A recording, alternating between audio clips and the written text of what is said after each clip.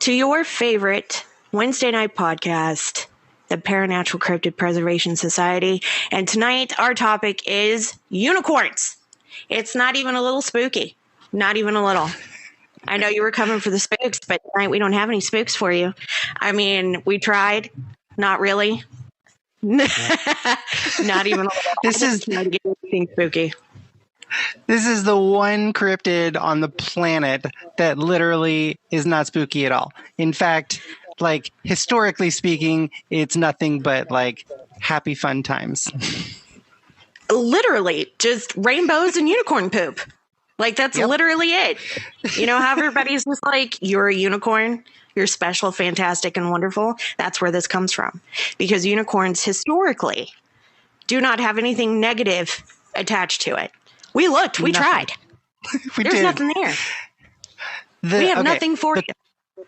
The closest thing I could find to a evil unicorn was the black unicorn, which we'll get into later. But even that is not so evil. So it's kind of like a chaotic neutral. If you were to roll a D&D character, you would have the black unicorn as a chaotic neutral or an anti-hero. It's like the Deadpool of unicorns. And that's what it funny is. Enough, unicorns actually, black unicorns are in fact in D&D. Just they are. FYI. So they are. That's why I brought it up, because they're there. They're awesome and their wonderfulness. Okay, so unicorns, they are not universally attached to one culture. They didn't have an origin story, you know, like most cryptids have. They don't have their own little, you know, group of peoples that they came from. They just kind of wandered into cryptid society and was just like, hey, I'm here. Here I am. Like, hey guys. And my majesticness. Yeah. I'm here to spread all the positivity and love to all of you out there. Give you all of the wonderfulness. That is me, the unicorn. And then the humans did what they always do and go, hey, it's spreading love. Kill it. So. Exactly. I don't know if I like the positivity that is coming from this creature right now. And I don't have enough positivity in my life, so I'm going to cut it to bits and eat it and see if it'll, you know, transform me into a positive being. And guess what? It didn't work. It didn't. They tried. Oh, they tried and it didn't work. Oh, we have comments already. Hey, we actually have a cryptid that I'm not going to be scared of losing my life to. Really? Yeah. Really? Okay, Yeah. I'm ready. Unicorns were the epitome of all that is good in this world. And as I said before, they didn't come from one culture, okay? They just kind of blipped into existence in the cryptid world. Nobody knows who was the original creator of the unicorns, where they originated from. Some say it was Scotland, because they are literally the symbol of Scotland. I don't know if you guys have looked and seen the flag of Scotland. It's a unicorn. And do you know what the motto is of Scotland? What's that? I'm going to have to break a rule here, but you know what? I'm going to put this in geek speak and leet speak. It's frack around and find out. That's literally the motto for Scotland. I'm sure that's not literally the motto of Scotland. It's like a paraphrase of the motto of Scotland, but it's basically frack around and find out. And it's a unicorn. It's a unicorn, basically, which is weird to me. Essentially, the way it works is when Europe was making their union with Scotland, they basically said that Scotland was like the unicorn, where it would rather die than be captured. And so because of that, they were like, okay, you're basically a unicorn. You'll either die rather than be captured. So, you know, it's just... They're not... I don't know if anybody has heard, like... I'm sure everybody has, but not everybody knows, like, the history of the Scots or met a Scot. They are fierce. They are fearsome Oh my gosh, creatures. yeah. They used to run into battle naked. Paint. Blue paint. Naked. Showing their bum. Flashing their nether regions. And then like, a bring whole it bunch on. of running at you with swords. I mean, come on. That does not, in any form, speak innocent unicorn to me. No, not at really. all. Not really. No, it doesn't. It speaks deranged banshee. Now, banshee makes sense. Dragon makes sense. Unicorn, not so much. Not for me anyway. Because the way they explain the typical traditional mythos of a unicorn is that they're white, silver, their blood is silver, they purify water, they purify poisons. They're basically like, let's hug it out, y'all. That's the unicorn. Live and let live. We can all do this together. Kumbaya and all that. And they were also known to basically be like wanderers. They never established a place. Like, you can find lemurs in Madagascar. You can find rhinos in Africa. But like the unicorn, it just goes, I'm going to go wherever the heck I want because I own this. And they just wander. So it's like they're found all over the place. South America, Europe, Africa, Asia. They all have their own interpretations. Now, the first time that they were really showed up was on cave paintings, estimated around 3300 BC. So, but at the same time, I can see where the historians are coming from when they say that it could just be a misinterpretation, because it's from a side view and it looks more like a bull, and you only see one horn, which makes you think unicorn. But from a side view, two horns next to each other, you'd only be able to see the one horn closest to you from the side. So I can see where they interpreted that, and that's a very real possibility. But there was also the actual creature. I'm going to butcher this name. Okay. This is a scientific name, so bear with me. Motherium sibiricum. Sure, we'll go with that. Oh, yeah. Yeah, that and looks that thing like was cool. a furry. It's like a furry unicorn. Right. They lived 29,000 years ago, and it almost looks like, I don't know, like it's got elephant feet. It's got a giant horn right on the front, and it looks almost like a woolly mammoth kind of, but not with the woolly mammoth head. It's got like a cow head kind of. It's very interesting. We'll post the links and pictures of that stuff in our Discord. So if you're not already on the Discord, we've got the link up top. But yeah, it's really crazy looking. But it was 15 feet long, 6 feet tall, and stood around 8,000 pounds. So, and they initially thought that this creature went extinct 350,000 years ago, but then they found some remains in Siberia that are only like 29,000 years. So it is possible that one of these creatures was the origin of the unicorn. So wasn't that the one that was in Brazil? No. Okay. So the Brazilian one was, let me try to find it again here. I know I had it there. Wait, no, there we go. It was the Camahueto, if I'm pronouncing that right. And it actually was, well, it was represented as a bull with a single horn shooting out the forehead. So it's more muscular, more bovine-like. But as far as the South American legend goes, they eventually escaped land and became sea creatures, which, interestingly enough, there is another sea creature that also has a giant horn out of its forehead, which technically is a tooth, not a horn. But that is the narwhal. And those live in Arctic regions, and they use that giant tooth to poke through the holes, or poke holes in the ice so that they can breathe. So, unless you're weird like I am and you call them a narwhal. Hey, however you want to call it, it's a narwhal thing. It's a narwhal. It's a narwhal. And they fence, by the way. I didn't know if anybody else knew this. I didn't know this, but they will use that giant tooth that looks like unicorn horn and fence each other. Yeah. Yeah, they fence with it.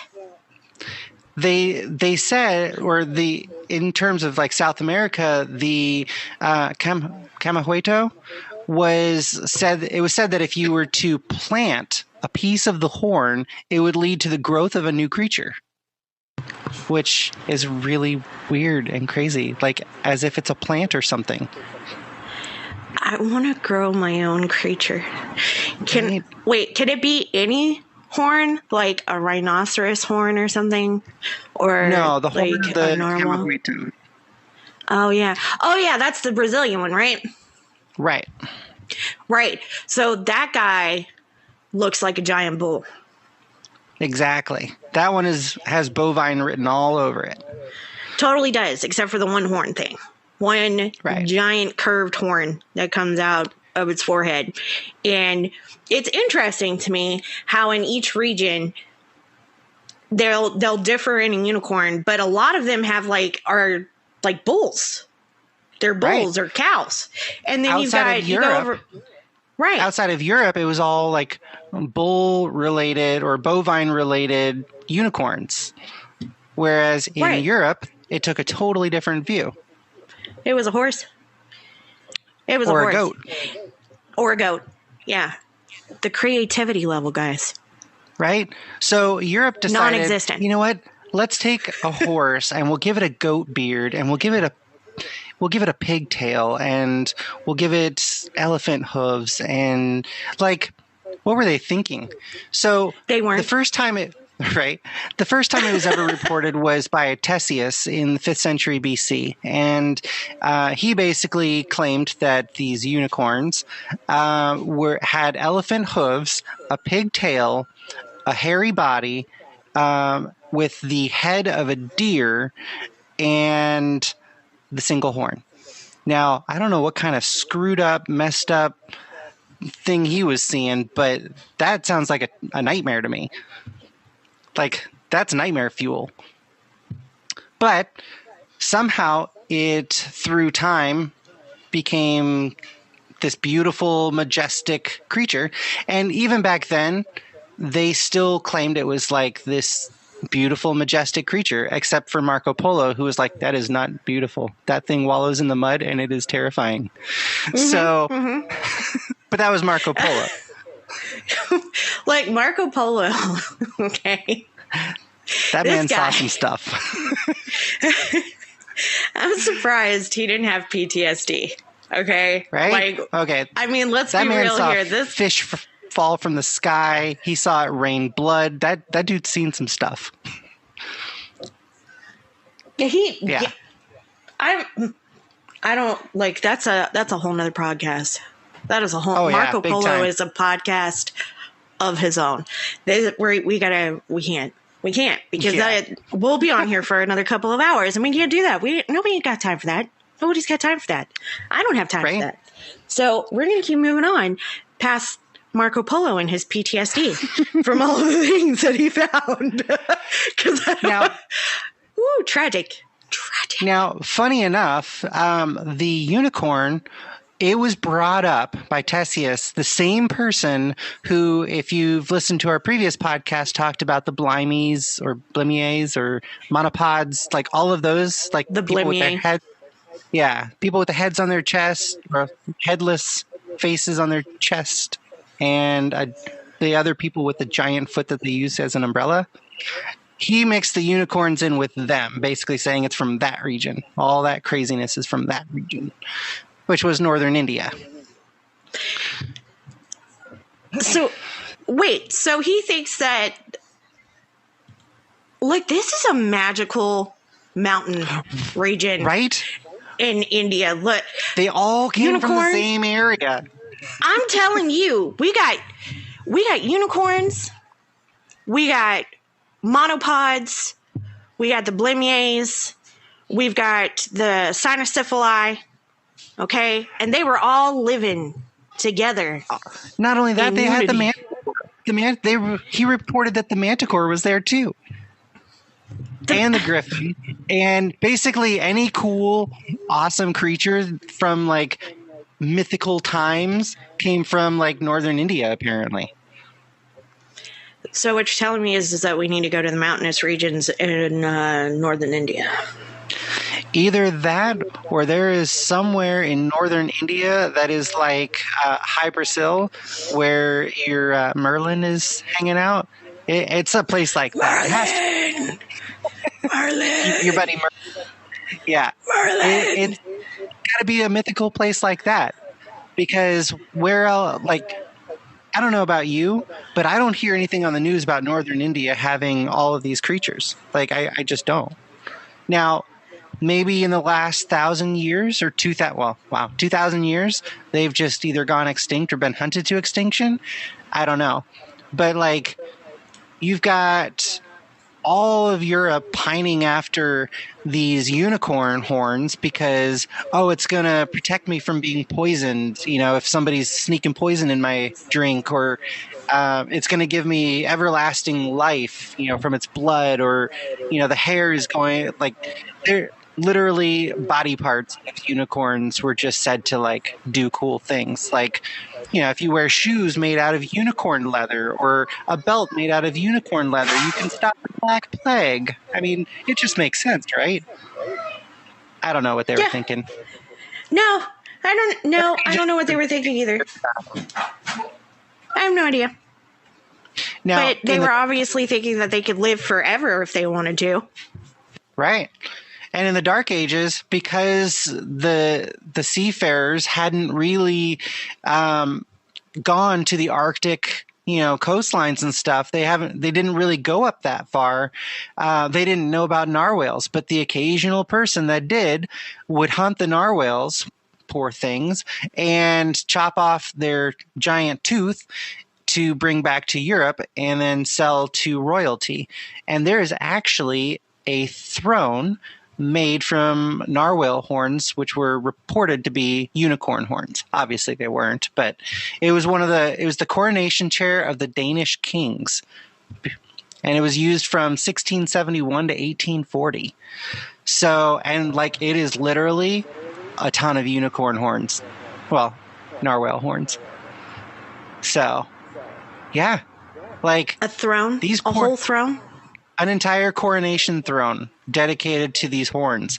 Let's see, I'll post the pictures, but yeah, there's like the poor narwhals. 9, 10, 11, 12, 13, 16, 18, 20, 28 narwhal horns.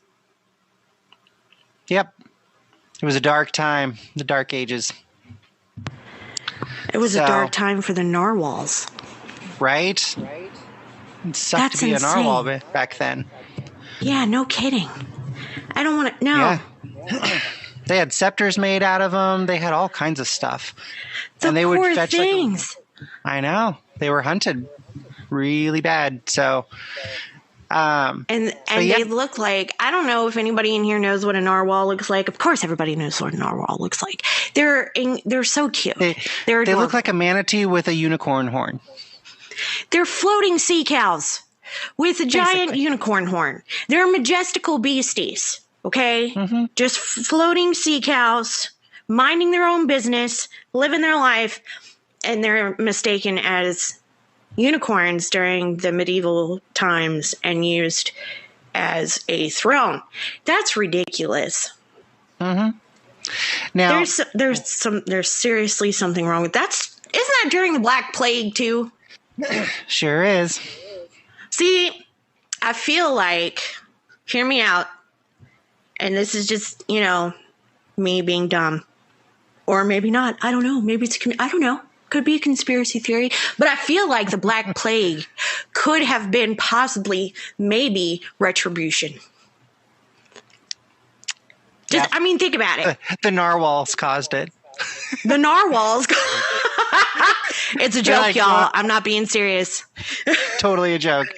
They're totally like, you want our horn? The narwhals didn't do it. Drink it, eat it, see what happens. See what happens.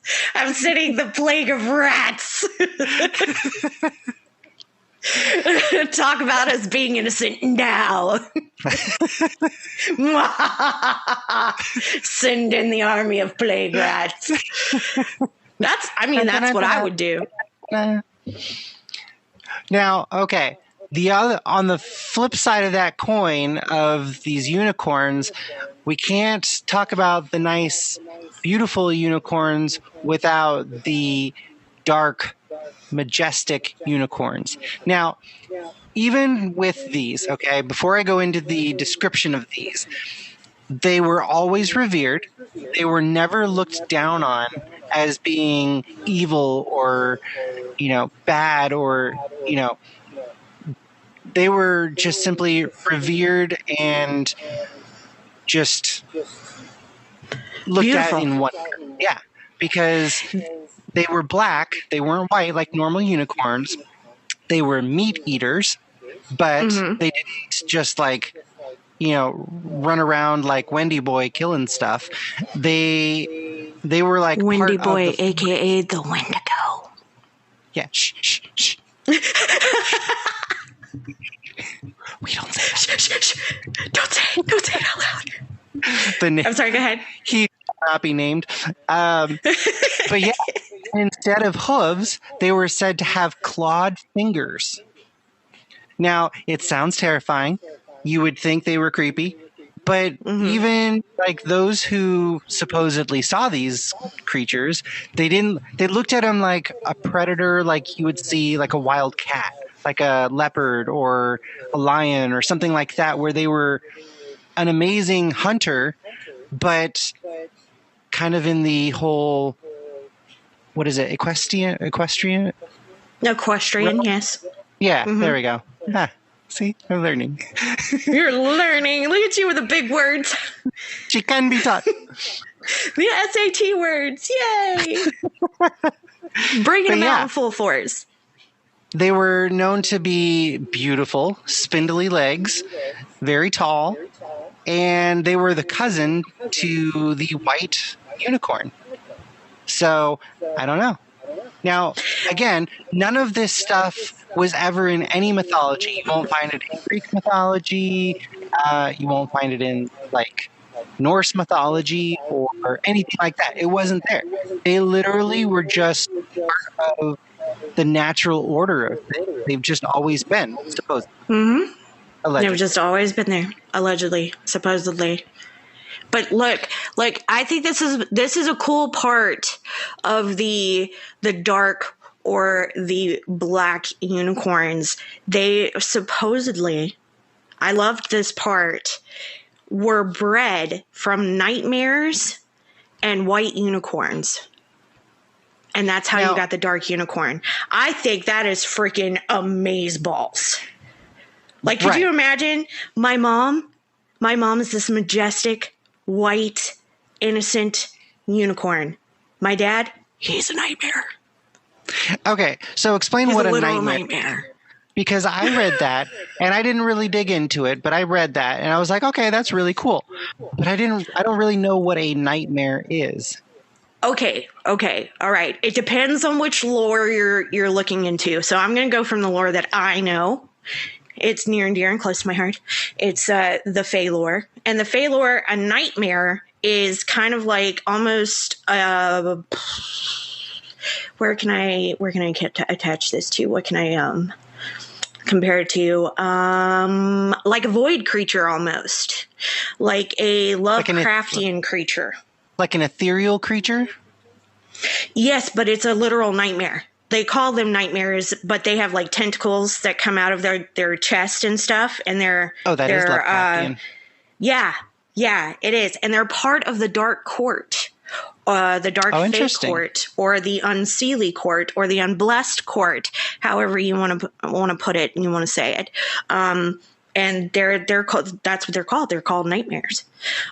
There's another name for them, but it's hard to say. I wouldn't be able to pronounce it correctly.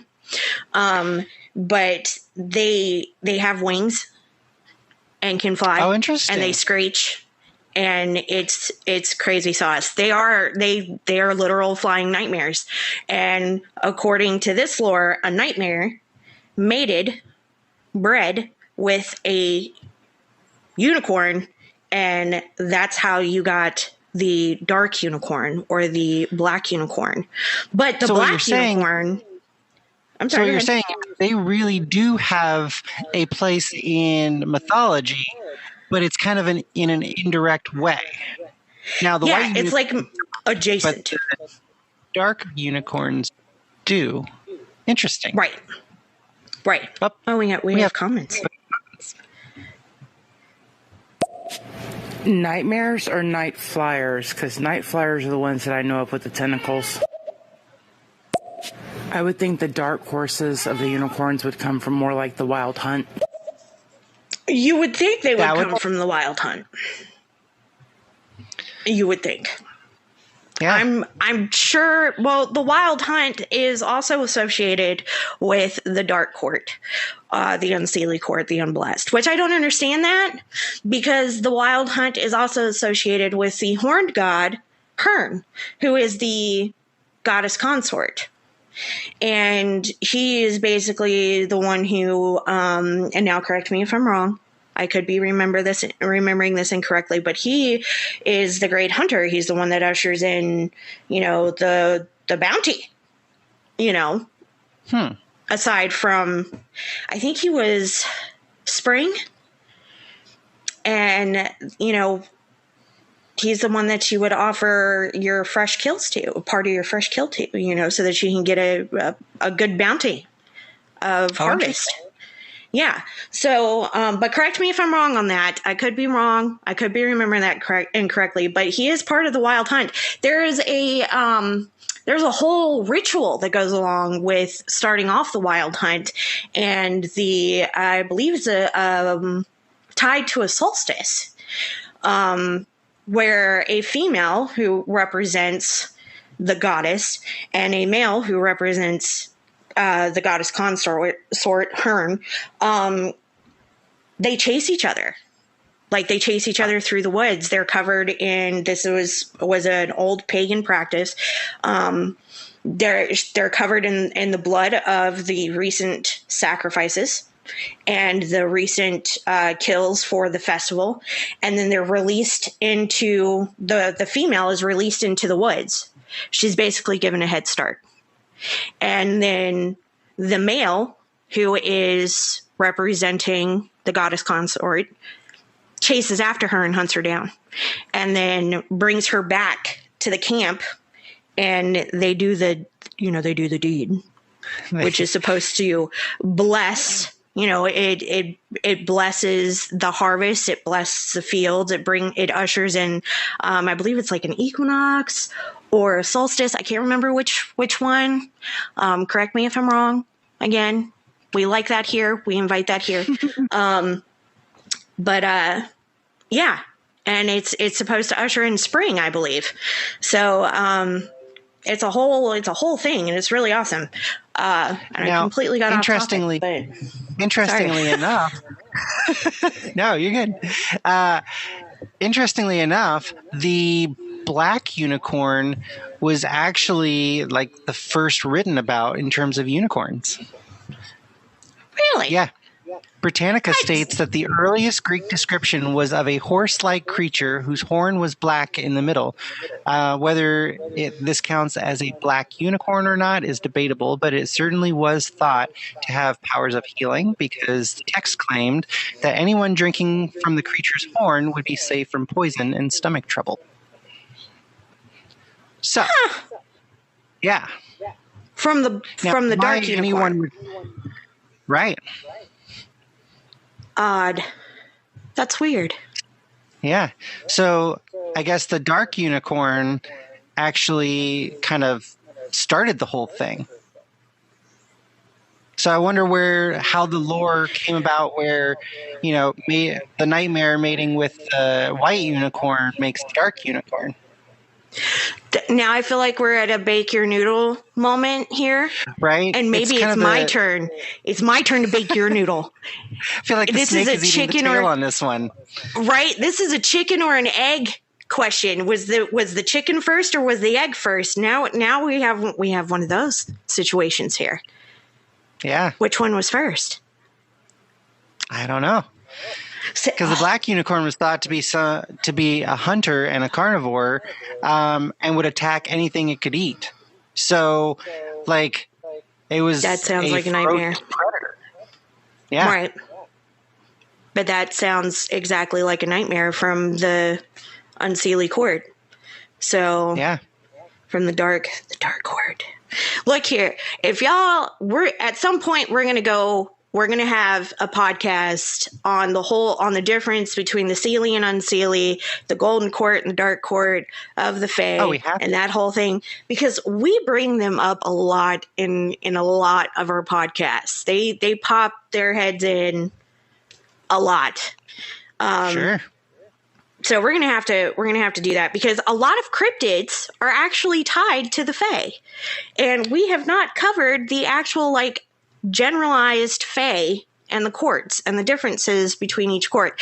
But I will tell you, do not listen if someone tells you that the Golden Court is harmless and not as bad as the Dark Neither Court. of them are harmless. They're both equally bad and terrifying to humans. Oh yeah, one's just prettier than the other. That is where it ends. Like exactly. Like, you can have a really gorgeous person still murder you. Just because they're pretty doesn't mean they're good. Ted Bundy, anyone? Right? I'm just saying. He literally charmed his way out of the courthouse on his way to the court. To court. Mofo jumped out the window as he was talking to the cops. Just boop, gone. I'm telling you, that guy wasn't human. He wasn't human. I'm telling you, he wasn't human. Was not human. He was either demonic or he was a fey creature. I'm just saying. Sorry, go ahead. Okay, but y'all know how I am about prettiness, and we already discussed this with the siren from Courage the Cowardly Dog. Like, if I'm gonna get close, I'm gonna try to shoot my shot. No, Tina. Unless it's not. No. If we're talking about animals, I don't play that, but you know what I'm talking about. I know what you're talking about. I think I had too many Reese's. My brain's all over the place. Look, sugar coma or not, nay. Reese's brain. Sugar coma or not, nay. No, don't do it. Don't. It doesn't matter if it's cute or if it's so ugly it's cute or if it's gorgeous. No. Just say no, Tina. Just say no. Say no. Just say no. Don't do it. Don't go there. Don't say nothing. Just ignore it. Like it's not even there. Keep walking. Just keep walking. Especially if you've never dealt with a fae or spoken to a fae or practiced with the fae. Just don't say no. Just say no. I appreciate the offer, but I humbly decline. I humbly decline the offer. No, thank you. Don't accept gifts. Don't give it gifts. Don't tell it your name. Don't do it. And I'm just saying this. I am a Fae advocate, okay? I love the Fae. I love working with the Fae. It's very tricky. It's you have to protect yourself at all times. It's all about the wording. It's a puzzle 24/7. So you got to be careful. But for those of us who are not educated in the Fae realms, don't do it. Just say no. Back away slowly. We got some comments. Don't take the gifts. Have you guys seen that show on Hulu called Siren? The sirens themselves are not pretty, but their voice, their song, very beautiful. That song would get me if I was a pirate in the ocean. I agree with you. I have seen that show. I love that show. And I know the song that you're talking about because they did a great job on the siren song on that show. It is gorgeous. And yeah, I would have to agree with you. You do have to watch it because it's amazeballs, but it's a little teenagey, but it's cute. I liked it a lot. I think they did really, really well on the sirens themselves and the story of the siren and how because you know how sometimes it's kind of hokey on how the siren gets there. Oh, she saw this boy and just fell in love with the boy and ended up there. That's not how this happened. It's like a whole military thing. It's really cool. But the siren song, they did the siren song really, really well. And I really, really like it. I have to agree with our listener here. Thank you so much for that, by the way.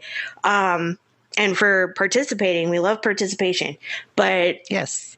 she is correct. That song would also lure me to my death. I don't care that I am educated and I know what a siren is, and that hearing that in the black waters in the middle of the night would be spooky on its own. I'd have to investigate. I'd have to be, that's pretty. What does that go with? What's the face attached to that? And then I'll end up falling overboard and be like, oh, it's not pretty. Don't do it. Because it's not. It's not pretty. It's not as pretty as it sounds. I'm telling you right now. It's like a Venus flytrap, but in the water. It's an aquatic Venus flytrap. This is a negative, people. Don't seek the treasure. Don't do it. It's a trap. Oh, we got a comment. But you're pretty, and I play with you, I hang out with you, and I mess with you, and we're friends, and you be trying to kill me by trying to convince me to go on dangerous trips. So how is it okay with you, but it's not okay with other pretty things? Okay, valid. That's valid. But also, no, not that's how you should learn your lesson. Consider me a lesson. I am a lesson. The universe is teaching you a lesson right now, okay? This is a way to get you to practice saying no. Even when it's cute and adorable and fluff, tell it no. Look me in the face and say no, Tina. Just say no. It's okay. Practice saying no. It's a good idea. That's adorable. Thank you for that. But practice saying no. It's okay. Or throw gummy bears at me and distract me. We'll be okay. We'll live with the gummy bears. I'll like lick the back of them and put them in my forehead and make a gummy bear crown. It'll be great. But yeah, it'll totally distract me at that point. Engage my ADHD with something shiny and walk away. Oh my goodness. Oh, totally off topic. Again, I swear to God, we get worse and worse with each episode. We completely get sidetracked and go on these little side quests and never come back from them. I have fun. I do have fun. I have fun too. I think everybody else enjoys it as well. I'm assuming. And that's why we do this, because it's fun and we get to learn stuff at the same time. And have a great time. Have a great time when we're doing it. Oh, we got more comments. I'm afeared. I've said no to you. You still trying to convince me, so I'm trying to figure out your logic here. It doesn't end. It really doesn't end. Like, she's been doing that to me since we were 16. Yeah. It doesn't end. Yeah. It never will. Get used to it. Khelek has like 20 plus years of experience with me, okay? How do you think she ended up doing this podcast? Mm-hmm. I texted her and was like, hey, what are you doing? Guess what? Nothing? You're doing nothing? Guess what? And you know what? I'm here, which means I didn't say no. Yep. That's how that's happened. Okay, that's exactly how this happened. You're not doing anything? Well, I'm kind of doing something. Yeah, that's not important. It's not as important about what I'm about to tell you. This is going to be way, way, way more fun. Just trust me. And here we are today. Doing this. And let me tell you, I mean, we learned some great things about unicorns and fairies and stuff in our podcast tonight, did we not? It was great. It was wonderful. That's fantastic. But also little tidbits about each other and our journeys together, and that we've been friends for 20 plus years. And that is letting y'all know exactly how old we are. We're ancient. Anyway, we have more exciting news for those of you who didn't know. First, before, actually, wait. before, we also have another comment from Ginger Moon. Oh, okay. Tina, next time Sooth asks you to go on these dangerous trips, you get in her face. You put the knife hand to the left of her, and you say firm with a squiggly eye, "No, From no, your ma'am." chest. Then you back away real slow, and then you stand your ground. That's sound My bet advice. is you'll end up on that flight next to her. Probably. But think about it like this. How many people can say that they've been on these adventures, these trips? You know, I bet you guys have met a lot of great people, have learned a lot of history, a lot of, you've seen parts of the world that many don't even get the luxury to see. Some people never leave their home state, their hometown. So, true. The adventure itself is pretty rewarding, I would say. Oh, Absolutely. I like her. I hope I'm using the correct pronoun. I'm assuming pronoun, but I like you, Miss Moon. They have the right idea. We've had some quite the life of adventures, I would say. That sure. we have. I regret nothing. I have no regrets. Oh, no, absolutely not. No regrets. No regrets. And if you become friends with me, you're going with me. I'm going to drag you along. You're going to have some kind of misadventure or adventure with me Somebody at some got point. a hold. What? Huh? What did you say? Excuse me? What kind of slander? I said somebody's got to hold the leash. Can't let her go alone. Like, I've got entirely too many volunteers who want to hold the leash. They want to go, but they want to hold the leash at the same time. Like, well, we want you to come out alive. So, you see, we're helping in a roundabout way. I will come out alive. Look, nothing wants to keep me. Okay, I'm letting you know right now. They're like, look, this chick, she's cool. I'm gonna keep that. I'm claiming it for myself. And then, like 15 minutes in, they're regretting it. They're regretting their life choices. They're regretting their life choices right now. Like, they can't. I thought I could handle it, but I can't. I can't do it. Like, I'm surprised I'm married. I'm surprised I've been married for 10 years, almost 10 years. Wait, almost 8 years. Yeah. Together 10 years. I'm married almost 8 years. But I'm just saying, I'm surprised she stuck around.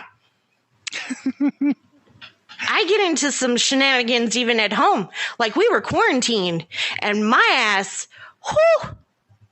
I found interesting things to do at home. I did. Like, I'm scared. Oh, I'm not even going to get into that. I'm not going to do it because I want to keep my podcast. I want to keep my podcast, so I'm not going to talk about the interesting things that I got, the misadventures of Sooth. We're not going to go into that. Anyway, we have exciting news. We do. Tell everyone. We are officially on Spotify, and we are also on iHeartRadio. And so you can find us there. We also have posted the links to those pages on our Discord. So if you haven't joined our Discord, you should, because we have a lot of valuable information there. That's right. But right, yeah. that link's like, that's the one that's right above our head right there. That link right there. Touch it. Poke it. Join the Discord. Be a part of the fun. Go follow us on Spotify. Okay, yes. Give us a 5-star. Listen to our stuff. And on iHeartRadio. Yeah, do that too, because it's fun and it's awesome. We went live on both of them, so that's thanks right. to all we did. The beautiful people who have helped us and have been along for this journey. So thank you. Yeah, it's been a fun and unexpected journey. I was not expecting this at all. I just thought it was going to be something fun that we were going to do on Wednesday nights, but here we are. Here we are. So, thank you to everybody that has attended and been a part of this live and has listened and who has participated. And I also want to give one more little tidbit. We now have a social media management team. And we only have one of them in here right now. I don't know where the other one is. I don't know what they are off doing. But Tina here, right down there, Miss Tina, is one of two of our social media management teams. So we're going to be having a lot of social media stuff and content coming out soon. And they're going to be managing that for us. And I am ever so grateful. Absolutely. Because I am lame when it comes to social media. I am too old for social media. I am not. I refuse to be like the parents and grandparents who are like, I'm going to get on Facebook and I'm going to post stuff. No. That would be my profile picture. Kind of down. You can see up my nose. I'm wearing crooked glasses. Or maybe like really up high and you can see like me holding some random animal as a hostage for my profile. Or my thumbs up right next to my face. Yeah, so we're blessed. We're blessed with a great team of young people. We're going to make sure that we don't flop with our social media accounts, and they will be running those for us. And I'm ever so grateful for the two of them. They are amazing people, and I am very happy that they are on our team now. So yeah, I wanted to put that out. Thanks for coming. Let's listen to these last few comments before we sign off for the night. Is the slander for me? You said that with so much hurt in your voice. What is this slander? Also, Ginger, yeah, you're right. It still won't work, though. No. It will not. I've known Sooth for how many... Wait, Sooth, how many years has it been? Wait, how many... Has it been, like, 3? Girl. Yeah, it's been about 3 years. 2? 3? Almost 3 years. It's been a year. It's been a couple years, right? Am I wrong? Yeah, about 3 years. For however long. I could never say no to her. Because she knows how to convince you. She knows how to. It really does. I have like a +2 modifier to my charisma. If you don't mind me asking, I don't want to get it wrong, hon. Oh yeah, she did ask for pronouns. That's an important question. I do need to know those. I tend to use they a lot for people, but yeah, that is important. What's our next comment? What do we got? You'll get wonderful information and a terrible dad joke every now and then, provided by me. I love your terrible dad jokes. Okay, the one that you told today was hilarious. All right. What do you call a fish with no eyes? What?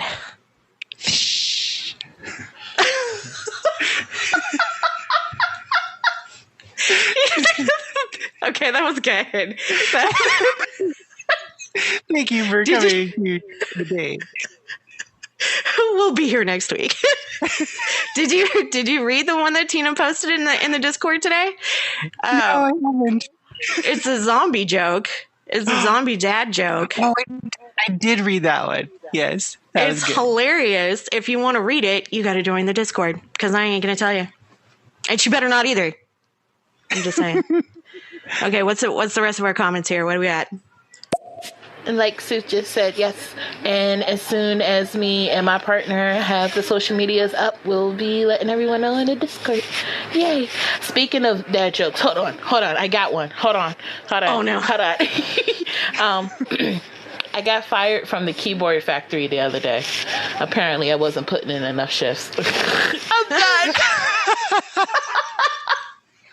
Oh my God. Are we just old or just lame? Because these are funny. I love dad jokes. I do too. They're great. They're great. They're good icebreakers too. They just are. Okay, what's our next one?